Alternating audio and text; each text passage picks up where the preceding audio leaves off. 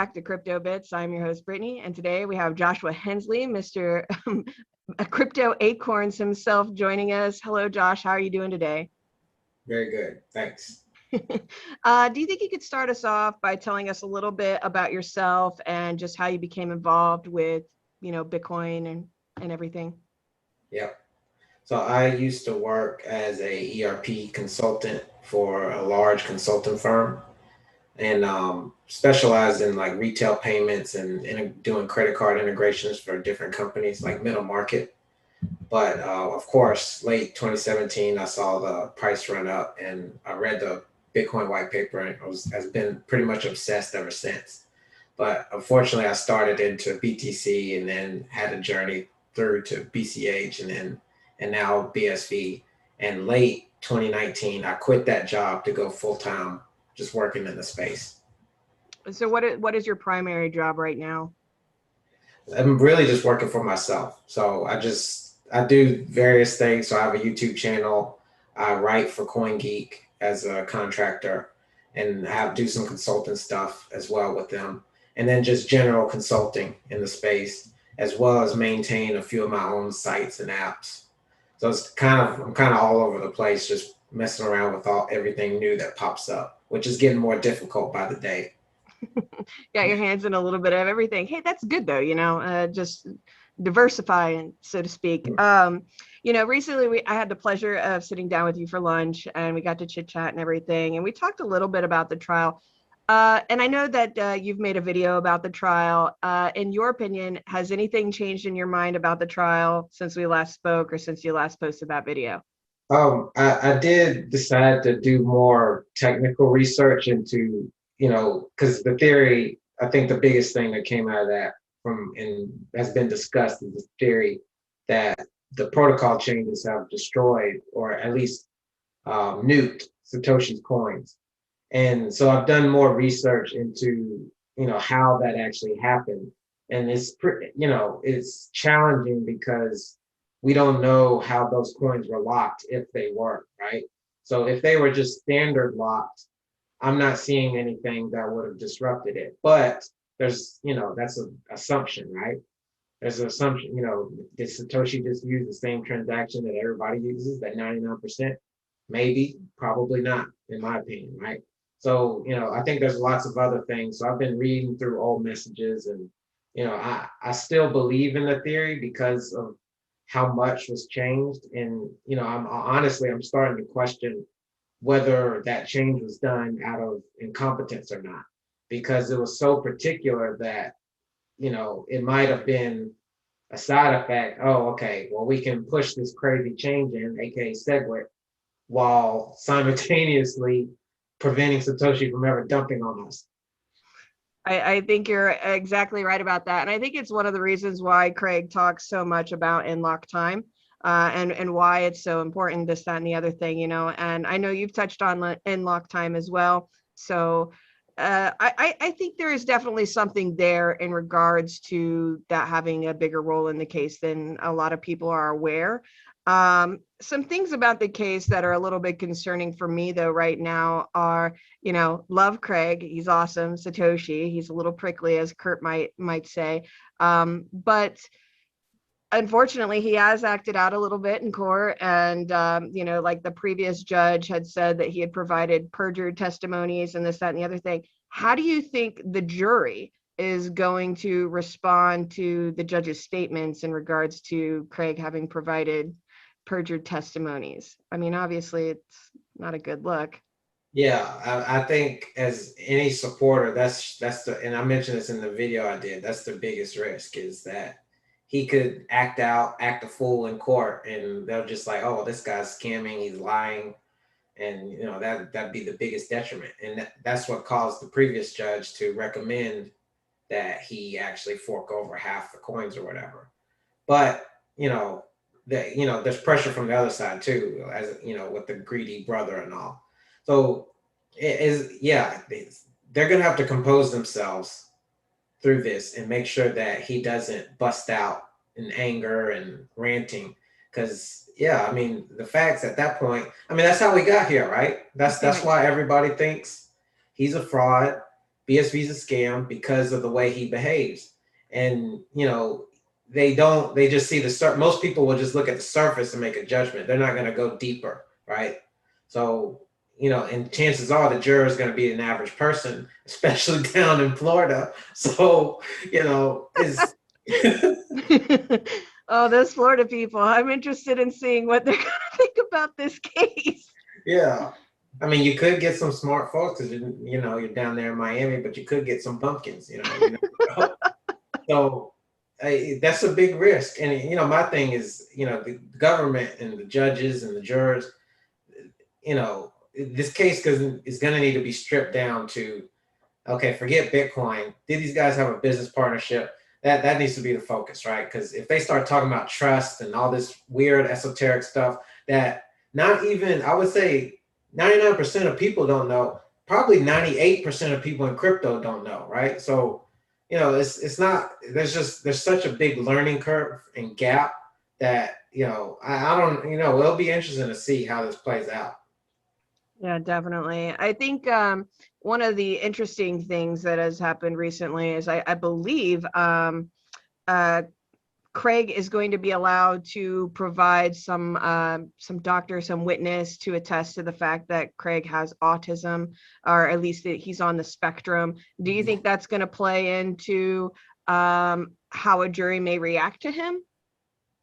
It could, if they can demonstrate that. I mean, from anyone who's been following him, it's obvious, right? And I think that's part of the reason. And it's funny because in the whole, I don't want to get into politics, but everything going on right now with discrimination and stuff, you would think folks would be more sympathetic to that. So given that the jury is should be anyways more objective, that should be a plus for his side. And even better if he can behave, right?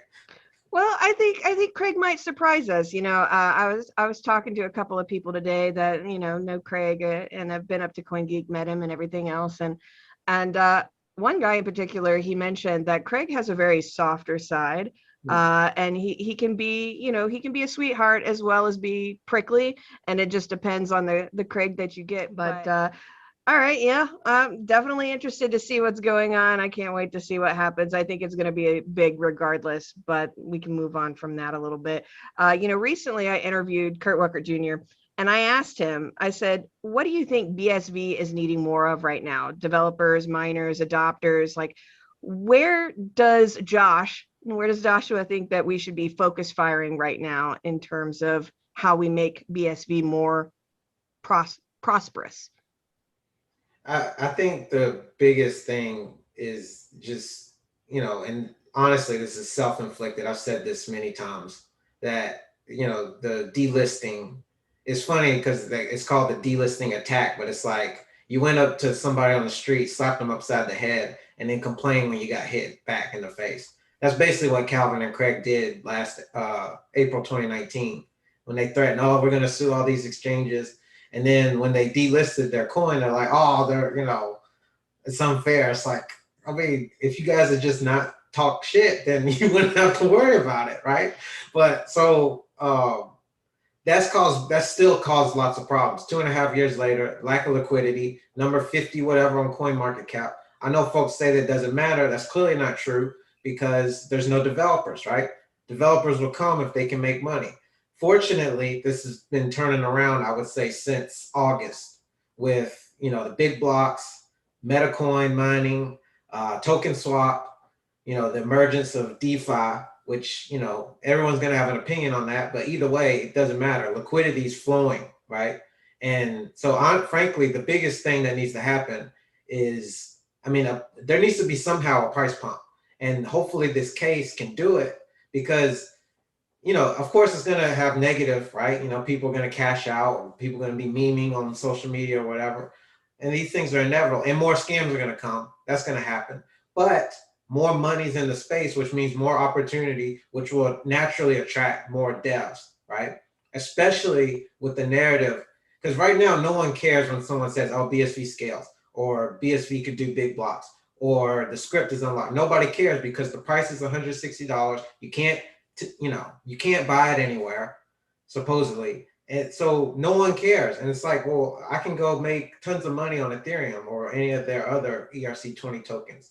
So, but if it does jump the price, people start looking at it and now they see, oh, well, Script can do this. I think that will intrigue lots of people because it's already intriguing on its own, but it's just, right now nobody cares. And also they might think, then you have the tarnishment, right, of Craig and Calvin. So it's like, oh, well, those guys are scammers and Craig, he's fake Toshi and blah, blah, blah, blah, blah.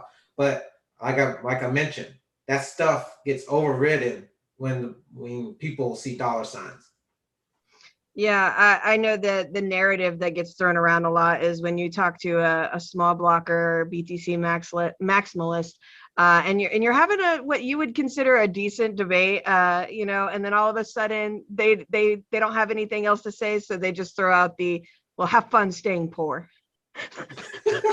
That's the one that always gets me. It's like, okay, I guess I'm gonna stay poor then. Like, I don't have my hands into other projects or doing other things. I'm just over here, sitting around doing nothing. But you know, the BSV community, my internet's a little unstable. Am I still there? Yeah. Okay, it's gone. Sorry, I just wanted to make sure that I didn't lose it. But the BSV community right now has been having a little bit of trouble working together. I feel like working together and coordination seem to be significant reoccurring problems in the community because businesses on Bitcoin are incentivized to compete against each other, which all businesses are. But I feel like this in and of itself makes sharing of ideas and harder, and it makes progress somewhat slower. So what do you wish you could change about that to make your life easier? And maybe what are some things you wish people would come to you to help work on, if anything? So I've had to tell more and more people no, just because I've worked with different folks in the space, but I've come to the conclusion that I'm gonna be working on my own for quite a while. Now, with that said, I do general consulting, like light stuff or light development work, type of get in, get out, low scope type things, because the risk is low, right? Right. Because the reason I quit was because, okay, I'm working 40 whatever hours a week, and that comes with lots of responsibility, right? Definitely. And I never been a fan of working outside of the time that I'm supposed to be working. So, but that risk was always there, especially me being technical, having clients, stuff can go wrong. And I didn't want anything to do with that anymore. Now, granted, I still have to deal with that stuff with my own apps. Sometimes stuff breaks and I have to just do it. But that's the primary reason, right? I don't want to be bound by anybody else, unless there's some type of contractual agreement. But even then, that's still, even if the rate is high, it's not worth it. The rate could be $500 an hour. I don't care because I'd rather do something else at this specific moment, right? Right. So based off that, I'll be working alone. But yeah, you did hit on a point that, it seems like there's struggles working together. I think that's all based on the price because it hasn't gone up. Honestly, some of the attitude is so sour, because they got burned, right? They bought it, they expected stuff to happen. And what makes it worse is you got BTC back above 60K, Ethereum above 4K, Ripple, ADA, all these Shiba Inu that, Coinbase is listing, publicly traded company. So, I think that's just caused the bitterness, right? And that's why I keep saying, well, if some of that somehow gets in the BSV, that'll start changing things, right? And, now people won't be so sour. Folks will be more incentivized to work together because now they don't have to deal with their own personal issues. They can, oh, okay, now I have some money, so now I can do some stuff. Yeah, definitely. I know that a lot of people sit there and they talk about like, well, BSV, it's you're gonna stay poor, the price is low, blah blah blah. But I at the end of the day, I think the price matters. Don't get me wrong, but unlike some of these other crap coins, so to speak, I think that the price of BSV is kind of irrelevant as to whether or not it works. Whereas in these other speculative coins, it's all about the price, right? That's the only thing anybody cares about. Nobody's actually looking into these real use cases that these other coins can do. It's just all speculation. So they look at BSV and they're like, well, if the price isn't going up, then it's not good. But I really truly believe that BSV, it doesn't matter what price it's at, it's still, I mean, obviously if the price goes up, it's going to help possibly build bridges. But we'll see, right? Um, so yeah, as a developer in the space, how can we streamline the process for more businesses to build on top of BSV? And what do you think could be some of the benefits for the companies outside of the community to build on top of BSV? Sort of like what Handcash is doing, reaching out to, gaming. I think they probably, if they're gonna be aggressive and go for folks more in the establishment, or have stuff outside of crypto, they're gonna need to hide, kind of obfuscate what they're doing, kind of like what Handcash is doing. But that strategy can be effective. But I think based on where we're at in the timeline, it's not. It's kind of a pipe dream, because again, this is one of the reasons I quit, is because, I come from the enterprise background, right? These guys are, I mean, number one, they're focused on Ethereum. Number two, they don't, why would they, if they're a decent sized company, right? That probably means they're profitable, or they don't have issues with money. So either they are making money, or they have VC funding, they're capitalized enough to go for at least 5-10 more years, right?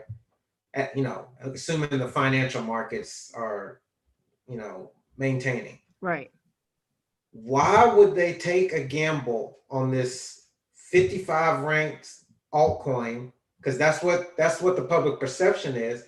It doesn't make any sense. Why would they do that and build some? Now, they might have innovation divisions, but if you think about it, what are those people looking at? They're not looking at Bitcoin, because they think Bitcoin can't scale. So they're looking at Ethereum.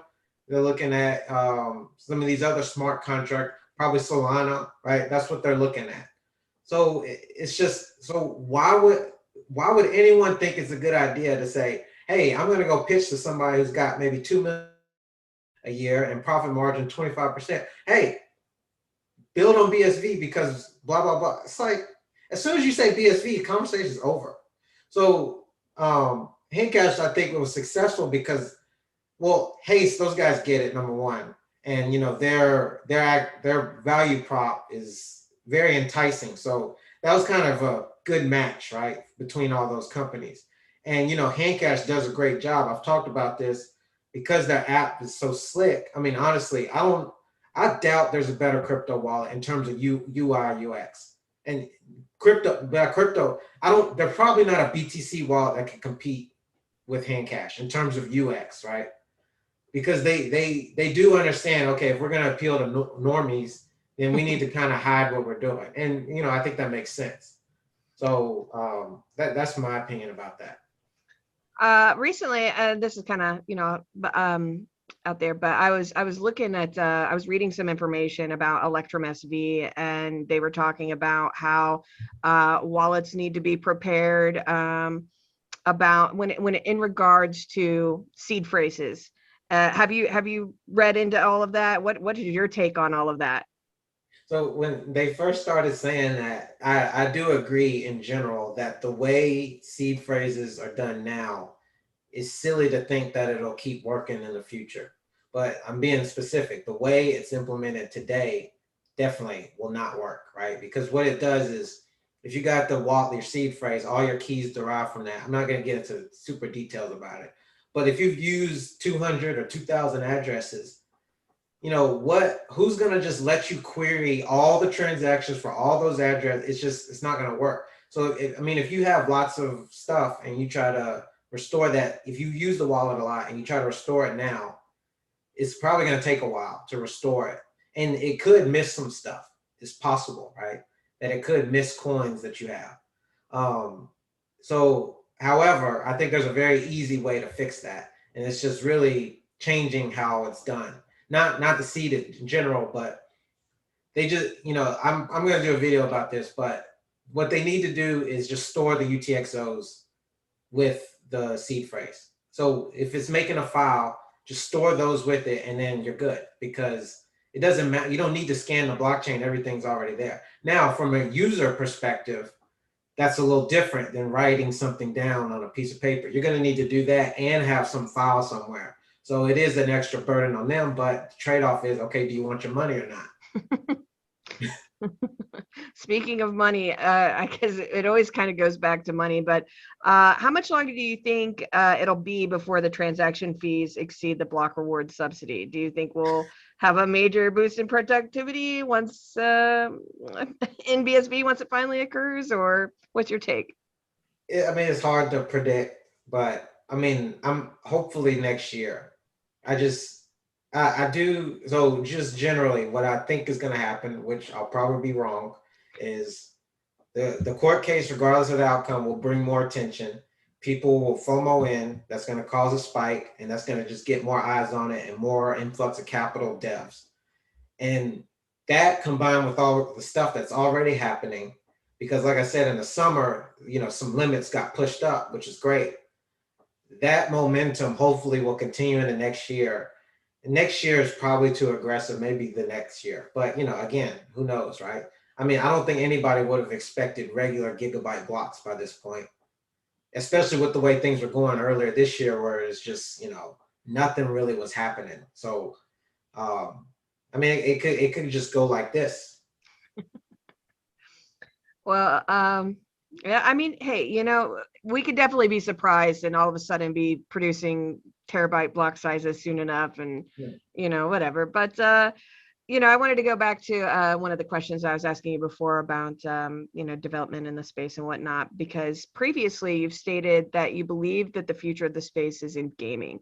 So, I'm not super technical or anything, but if a large gaming platform were to begin building on chain, how do you think the input of data would affect BSV in its current state, given the 2 gigabyte soft caps, especially when like crypto fights recently ran into similar problems, so again, it's not a very good thing it's not very incentivizing for businesses to come on and start building. So, well, I mean, what are your takes on that?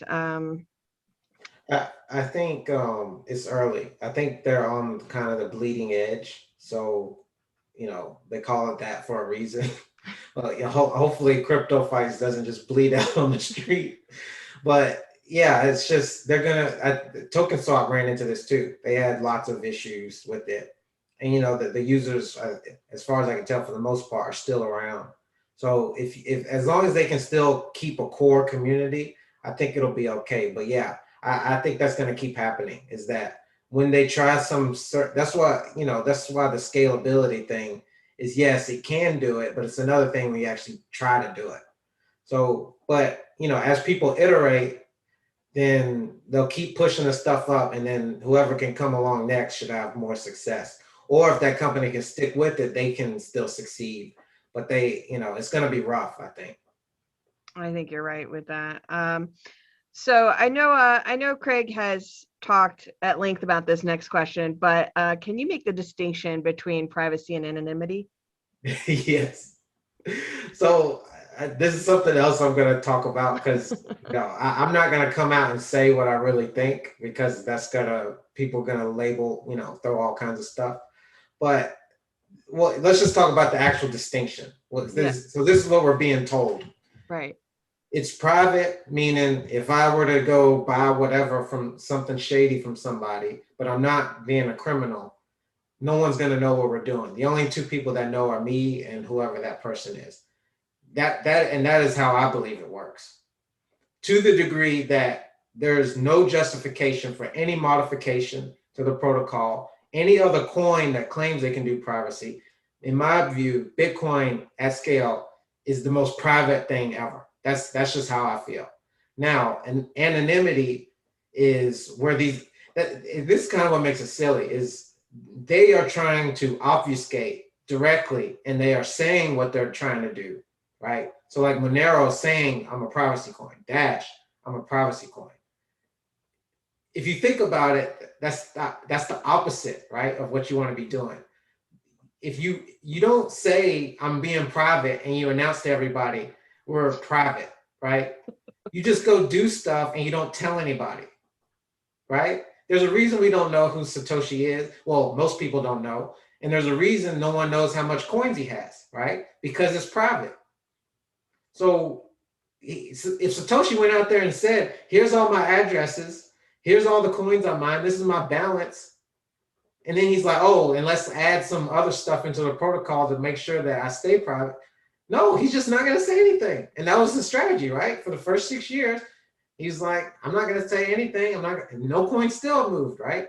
So, you know, so that's the distinction, right? I think you don't, so the person you're dealing with knows what's going on, but they have an incentive to protect you. So that's it. There's those two people engaged. And I guess here's a good example, right? It's like, okay, if I find a $20 bill on the street, am I going to pay tax on that? Right? Probably not. Probably not. Are you going to get in trouble for that? No. Probably not. By the book, should you pay tax on that? Yes. But no one cares. If you somehow, like when those folks get somehow like Chase or Citi or whatever, sometimes you'll see these stories, they get random $50,000 deposits and then they go blow it, right? If you don't report on that, now you're in trouble, right? Right. So these guys are trying to like cheat this, or you know, they have some big deposit in some offshore bank or something, and then they finally get found out.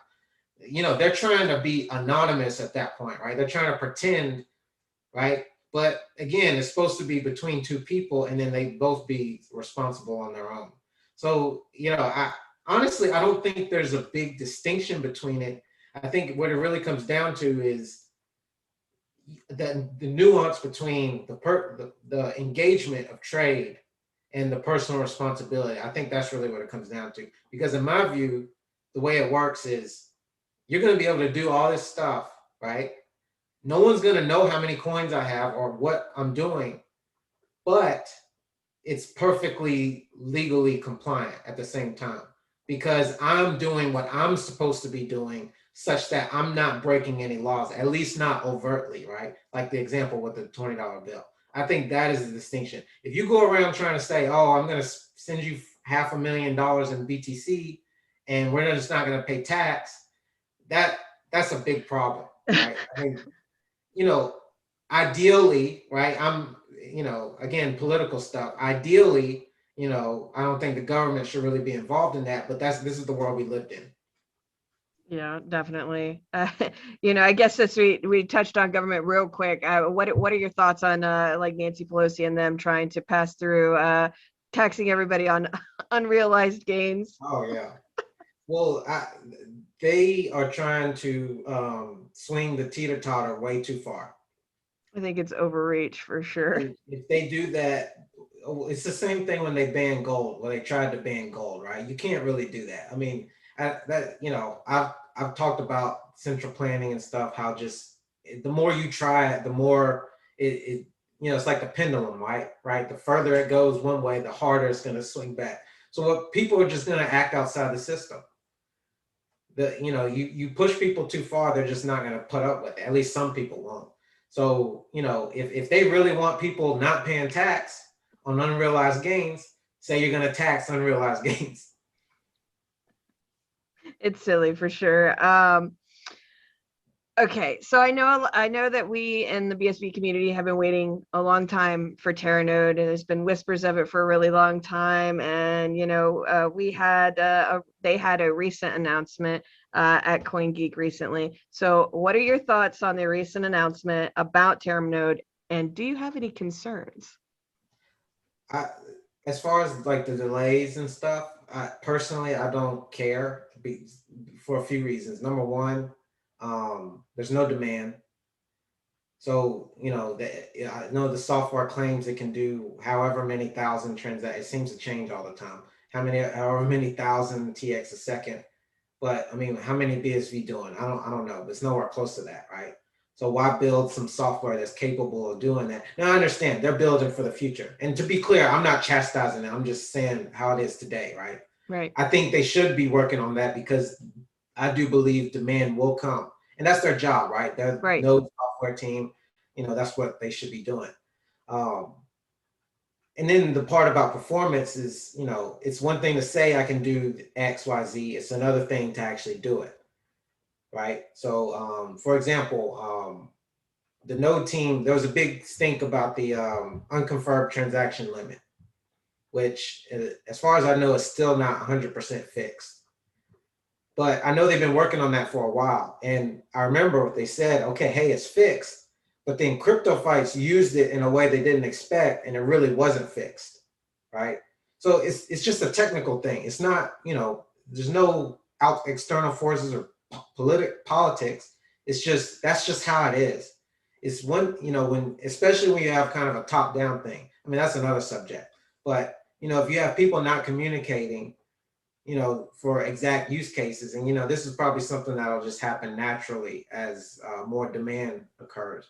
But they can say, hey, it's fixed. And, and that's something I've dealt with. We say, as a consultant team, we tell the client, hey, it's fixed. But then they do something we don't expect. Oh, it's not really fixed. It's just the nature of how it works. And then as far as the delay, yeah, it's okay, fine. Push it to 2023. I mean, we need demand. Right now, it's dog bro. I mean, CryptoFights is gone. DeFi transactions and illegal gambling apps, right? Peer Game, TDXP, they're illegal, but people are using them. And token swap, meta ID mining. That is the four things that are predominantly, overwhelmingly so, dominating the chain right now. And TerraNode does not. We don't need TerraNode for that. Well, kind of more on that real quick. When InChain finally does come out with TerraNode, wouldn't it make BSV less decentralized, or is that a controversial topic or subject to touch on? I don't think so, because if they end up selling the software, I mean, that's just business, right? So, I think that's the value prop, is they want to say, hey, well, we're the experts, and you gotta pay for the software. I mean, that's just the market working. So, and if they don't want to, then they can make their own, or just take the software as is, and then the open source version, and then go modify it. So basically your view on TerraNode is kind of like, well, we don't even have we don't even need it right now, because we don't have enough being built on BSV to really need to be able to mine terabyte block sizes or anything else. So and this is how you know about the soon meme, and how there's nothing coming, because if there was something coming, it would not be coming out in late next year. So in your opinion, basically, it is kind of important that the price goes up right now, because if the price does go up, then we might bring in more adopters. We might bring in more businesses. It might give BSV a more favorable view. So do you think that'll happen regardless of what happens with the case right now? Do you think the price is going to go up, or, Well, it's always hashtag not financial advice. So I think regardless of a win or loss, I do think the price should move. It should go up. But of course, should does because I've tweeted about it before, but the BSV market has never really decoupled at all from the existing crypto markets. Interestingly, this year, I mean, this has always been the case, but it doesn't even go up with the rest of them, right? Which I think is interesting, especially this last one. Everything went up, but BSV didn't. BSV had a pump because Craig had a good favored decision against McCormack. And that's the only times that BSV has acted alone without the other markets pushing it up. Like in the summer when BSV went to 500, that's because BTC went to 65K. That's the only reason it went to 500, right? But even now, that's not happening, right? It's back above 60K, but BSV still stable coin at 170, right? But all the times, right? Craig gets the white paper in the US. Price went from doubled 60 to 120, right? I remember that. The other time was, the next time I could think of was early January 2020. It went up to 400 because there were Chinese rumors that he signed something, which turned out to be BS, and then it went back down, right, to 170. which is basically where it's been at. But again, when he beat Cobra, which the core folks will say, oh, it's not a loss, it's not a win. I don't know anything that's not a win when the team doesn't show up. It'd be like saying, oh, the Patriots are playing the Falcons today in the football game, but the Falcons, they were too scared and they didn't show up, so the Patriots win. It's like, oh, they didn't win. It's like, dude, like, anyway. So when that happened, it went up like 30%, jumped 30% or whatever. Again, decoupled, right? So obviously the market cares about this stuff. So I think that's what's happening right now is like, it's just flat because, and it's, the space is kind of quiet this week too. And I think it's just because of anticipation. Well, I don't hear anything from, you know, all these big YouTubers, media news outlets. It's radio silence on all ends on potentially one of the biggest court cases. You know, like what is happening? And I think that does, you know, speak a little bit to the fact that it's probably being suppressed. It does give a little bit of credence to, you know, the narratives and everything of we're being suppressed and exchanges and yada yada yada. But and you know, I think there is negative outcome for the trial. That's not necessarily dependent on win or loss, which is if it somehow gets pushed back, or I was talking to somebody that said there can't really be a mistrial because it's not a criminal one. But if there's some type of tie thing, that could be really bad, actually. Like, I feel like that could tank that, because people already, I think the perception of Craig, and especially, you know, all that association stuff, you know, CoinGeek, Bitcoin Association, is probably at an all-time low right now, because, you know, Craig is again making these huge claims. So, you know, it's the boy who cried wolf, right? And then, you know, you look at CoinGeek, well, yes, the conference, they had their conference, but, you know, this is just personal opinion. New York was a huge mistake. I mean, you don't, after what, you know, 18 months of folks staying at home, you have a chance to bring the BSV community together in person, and you choose to have it in a place where I would say greater than 50% of people will not go to, right? So you could have probably doubled your attendance and gotten some of this momentum that would, and you know, this is something I do have to say. It's very possible that, you know, the Corona stuff disrupted the momentum that BSV had back in winter 2020, because that conference was packed and the energy was so high, price was high. I mean, I think people were gonna come away from that and just go, you know, they were really gonna push things forward. And, you know, unfortunately that did disrupt it. But, you know, this is kind of a tangent, but yeah. So I think the perception is low because, you know, why would you go have it in New York, right? I mean, it's probably second worst place in America to have any type of big gathering, right? But that, you know, Craig making these crazy claims, which a lot of people don't believe, or they are ideally against, it's just their reputation is very at an all-time low.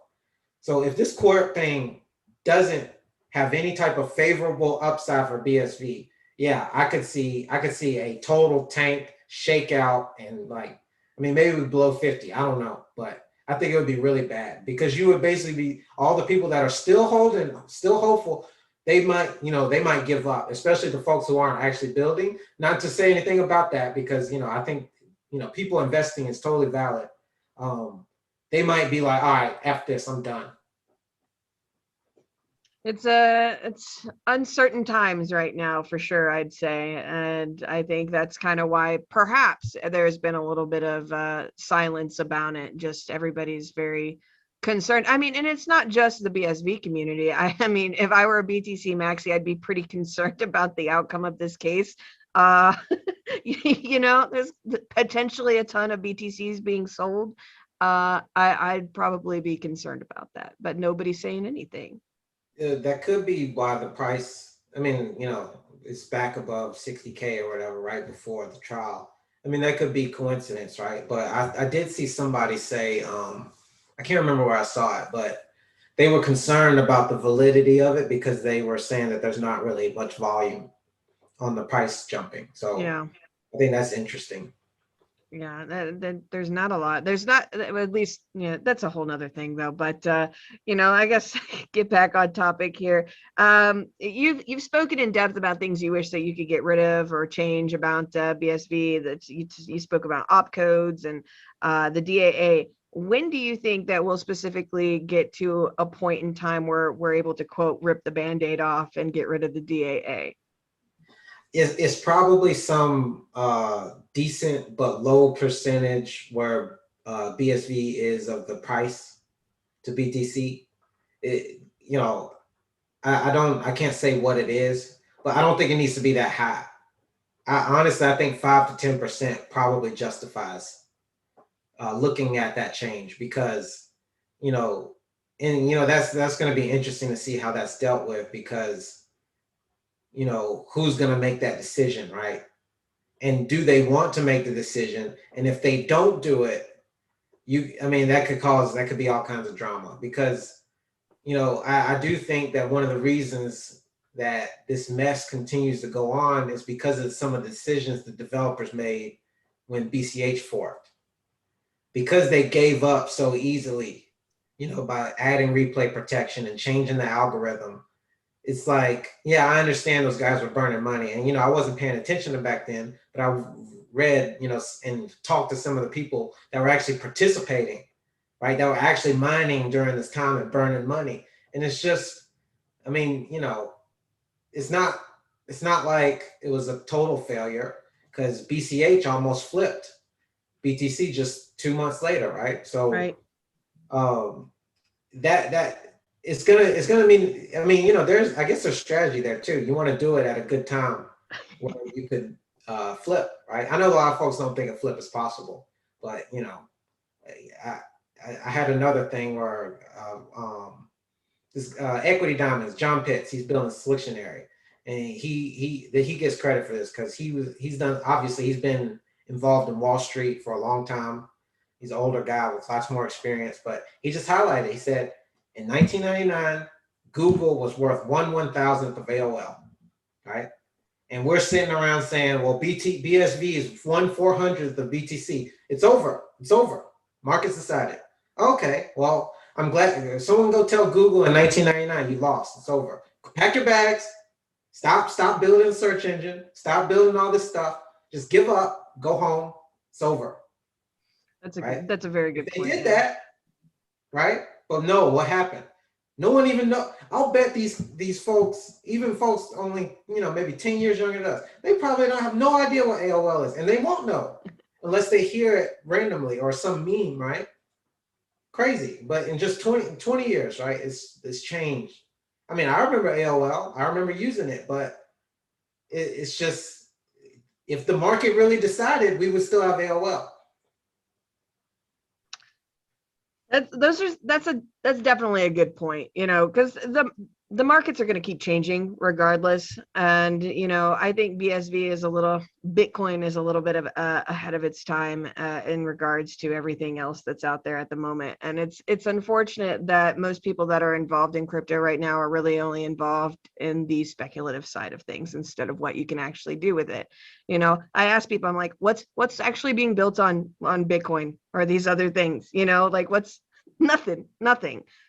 So it's frustrating to see this technology and what it's capable of doing, and then see how it's kind of viewed and performing but I digress. What are your thoughts on the recent upgrades, the 1.0.9? I'm all for the safe mode and the implementation of webhooks and everything else. That all seems really, really cool.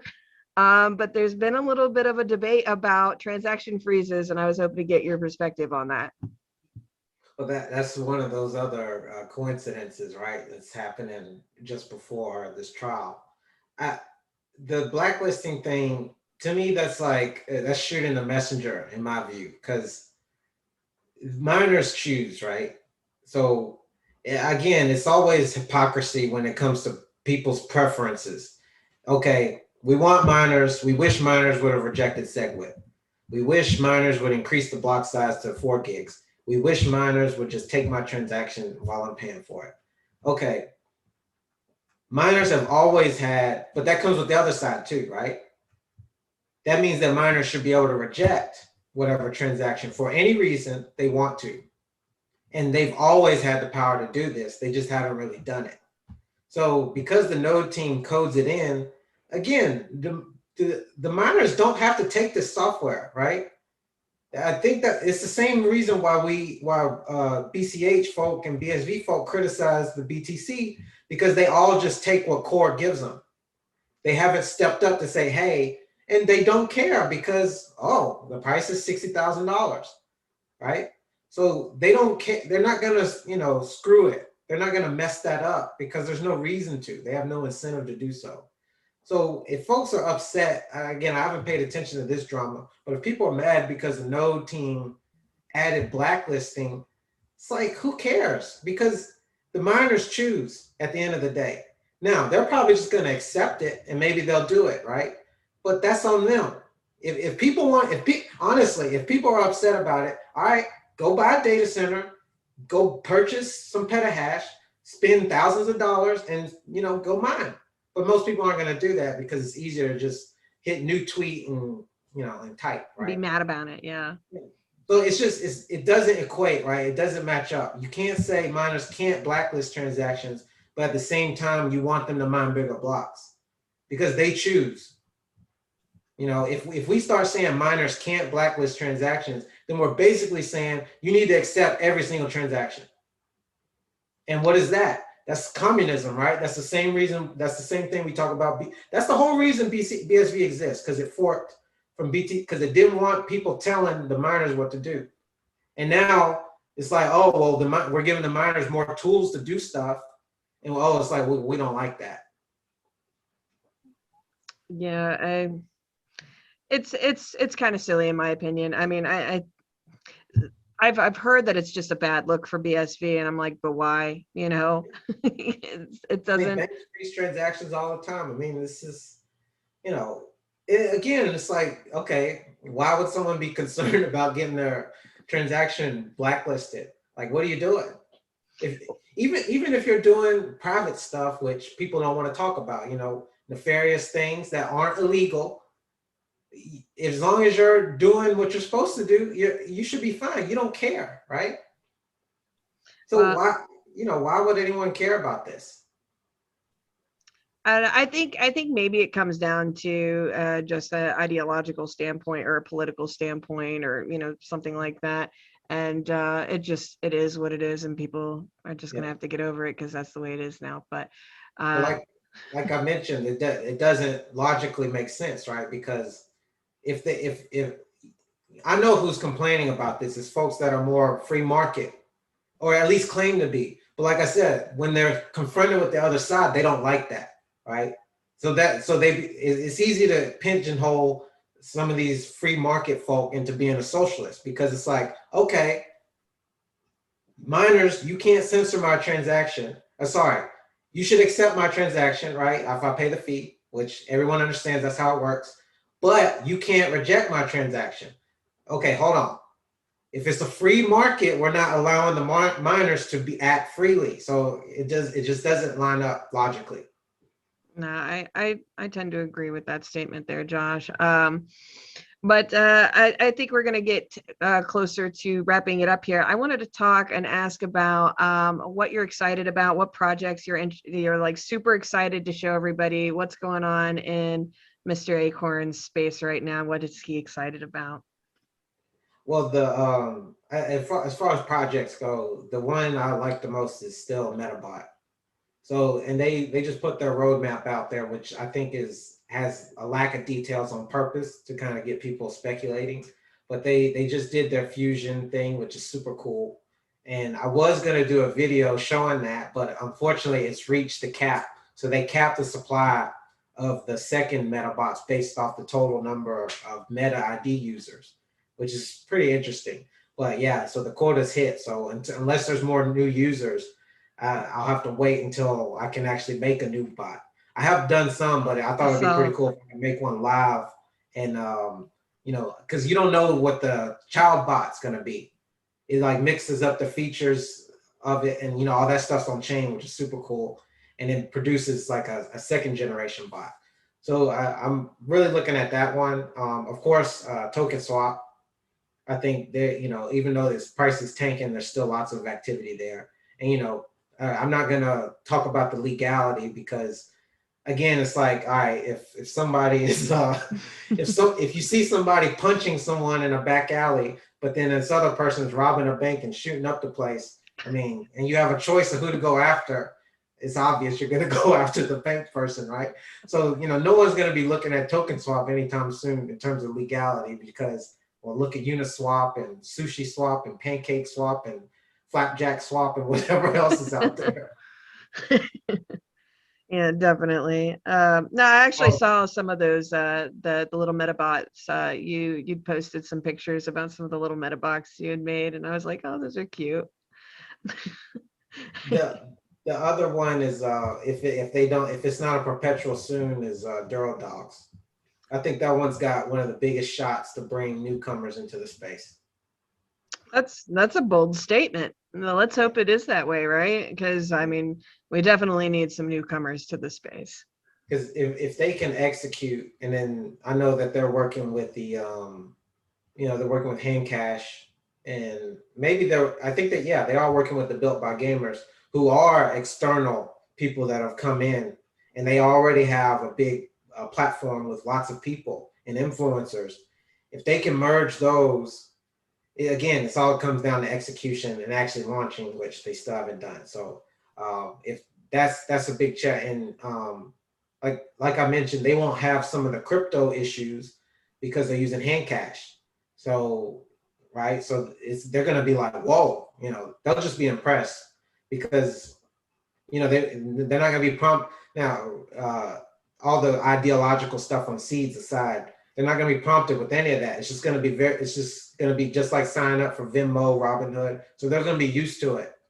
So it'll be they can get all the benefits without the negative parts of crypto. So, but again, executing a game like that's going to be pretty difficult. But if they can do it, they're not going to run into the same problems that like CryptoKitties did. I still have CryptoKitties on some wallet somewhere from a long time ago. But I digress. Yeah, Josh, is there any project that you're, anything that you can hint at that you're doing right now that you're they can't hint nothing? I don't do the soon thing just because I don't want to get criticized. Nah, I hear you. I think you've mentioned that before, but hey, I still have to try to ask, right? Right. Or I think the big part about that is the setting expectations, because it's a risk, right? I mean, it can end up working out, but I think more times than not it doesn't, because if you say soon and the bar is up here, but even if you deliver and it's just like if the bar's here and you deliver here, people are still going to be upset. When you can avoid that altogether by just not taking out the loan, the social credit loan, and just launching, and then people are like, whoa. Even if you deliver here instead of here, then no one cares because they never had the expectation that you would deliver up here.